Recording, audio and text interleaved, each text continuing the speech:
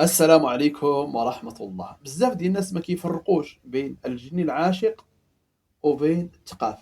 كاين فرق بين الثقاف وبين الجني العاشق، والثقاف هذا عنده عدة أسماء. كاين اللي كيسميه الثقاف بالنسبة للمغرب، حنا في المغرب كاين اللي كيسميه سحر الربط، وكاين اللي كيسميه سحر التصفيح. عنده عدة أنواع. عاد كاين المس العاشق ولا الجن العاشق اللي هو معروف، ولكن كاين فرق بين هذا وهذا.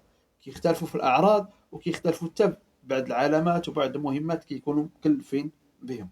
في هذا الفيديو هذا وفي هذه الحلقة هذه غادي نشارك معاك شي 4 ديال العلامات.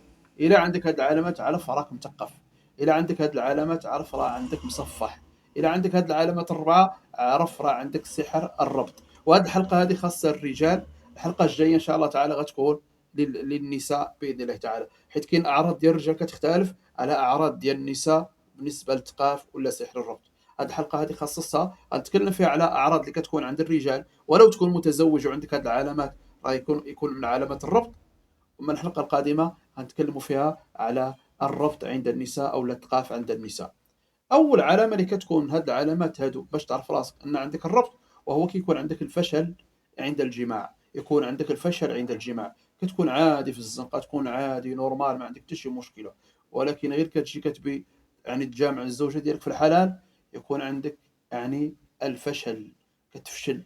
أو كما كنقولوا حنا بالمغربية هي هذه كتفشل، يعني كيكون عندك الفشل التام، وكيكون هذاك الفشل متكرر. يعني كتفشل عدة مرات، كيكون داك الشيء متكرر، ماشي غتفشل واحد مرة واحدة وصافي، لا، يكون عندك فشل مستمر، وهذا كتبقى عايش معاه كل مرة كل يوم. يعني كتعيش هذه المسألة ديال الفشل.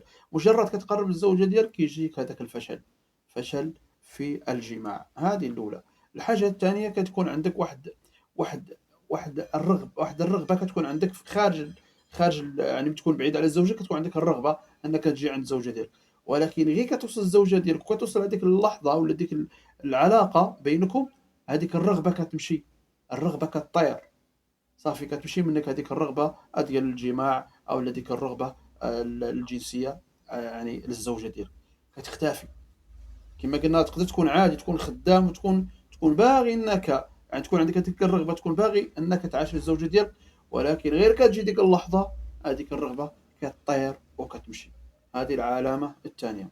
العلامه الثالثه هو كيكون عندك واحد الالم هنايا تحت السره ديالك، او في الاعضاء التناسليه ديالك كيكون عندك الالم، ولا اباري، ولا كتحس بشحال واحد كيضربك بشي موس هنايا في الحجر ديالك، او لا كيكون عندك الانكماش في الاعضاء التناسليه او الانكماش في الخصيه، كيكون عندك كيتجمعوا الخصيه ديالك ولا الاعضاء التناسليه ديالك كتجمع. هذا كيكون فقط راه ملي كتبي تجمع الزوجه ديالك كيوقع لك هادشي.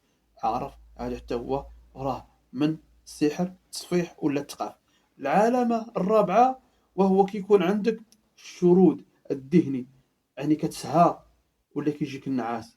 مجرد يعني كتكون انت خدام في الخدمه ديالك عادي نورمال، ما عندك حتى شي مشكل، ما كيجيك لا نعاس، ما كتفكر في حتى حاجه، ولكن غير كتجي ديك اللحظه مع الزوجه ديالك كيولي عقلك خدام كيجبد، كتولي كتفكر، كتولي غير ساهي، خرج عينيك وساهي، اولا كيجيك واحد الموت تاع النعاس، واحد التعب، واحد الارهاق، وكطيح كتنعس، وهذاك النعاس ما عمرك شتيه، غير في هذيك اللحظه كيجيك هذاك النعاس. هذا حتى هو راه من علامات التصفيح، من علامات الثقافة. العلامة الأخرى اللي غادي نشارك معاك وغتكون هي الأخيرة، وهي علامة النفور العاطفي. النفور العاطفي تقدر تكون مع الزوجة ديالك نورمال عادي اليوم كامل، يعني الحياة ديالكم اليومية طبيعية جدا، كتهضر معاها، كتاكلوا، كتشربوا، تقدر تخرجوا، تقدر تمشيو لأي بلاصة، ولكن غير كتجي ديك الليلة تبي تجلس مع الزوجة ديالك كيكون عندك واحد الرغبة، واحد النفور ما كتبغيهاش، كتولي كتنفر منها، تقدر تغير كاع المكان اللي هي فيه وتمشي لبلاصة أخرى.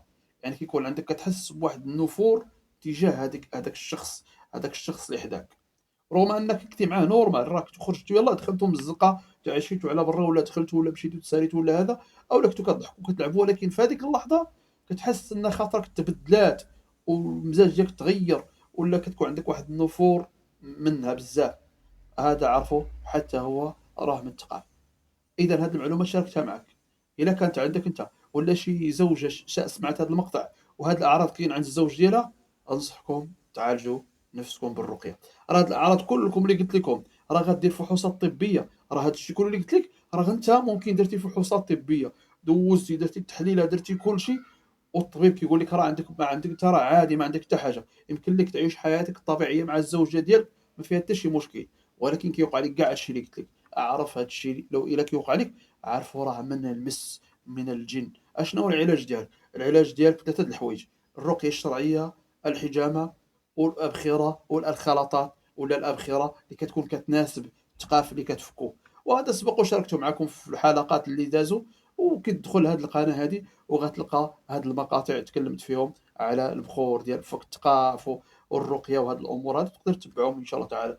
أولا يمكن لك إلا بغيت تجي عندنا فمرحبا، راه دائما كنخلي لكم الأرقام ديال التليفون التواصل معنا، كتلقاوهم على الفيديوهات ديالي كاملين، سواء كان الفيديو شاهدتيه أنت بالدارجة أو لا شاهدتيه باللغة العربية كتلقى عليه هاد الأرقام، يمكن لك تواصل معنا فيهم. إلا حبيتي تزورنا وتجي عندنا المركز إن شاء الله تعالى باب الرقية أو العلاج بإذن الله تعالى. ايوا هذه هي حلقتنا، نلقاكم في حلقة أخرى اللي غتكون بعد هذه، اللي غنتكلموا فيها على الأعراض ديال الثقاف، ولكن عند العيالات أو عند النساء بإذن الله تعالى. سبحانك اللهم وبحمدك، أشهد أن لا إله إلا أنت أستغفرك وأتوب إليك. السلام عليكم ورحمة الله وبركاته.